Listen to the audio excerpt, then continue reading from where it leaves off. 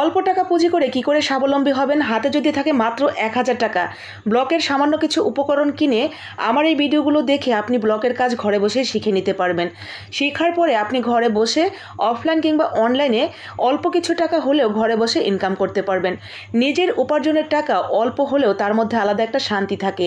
তো আমরা আজকে হোয়াইট পেস্ট পদ্ধতিতে একটা কেমিক্যাল তৈরি করব, এরপর র কালার মিশিয়ে রঙটা রেডি করে নেব। সবসময় চেষ্টা করবেন এইভাবে কেমিক্যাল দিয়ে রং তৈরি করে ব্লকের কাজ তৈরি করার।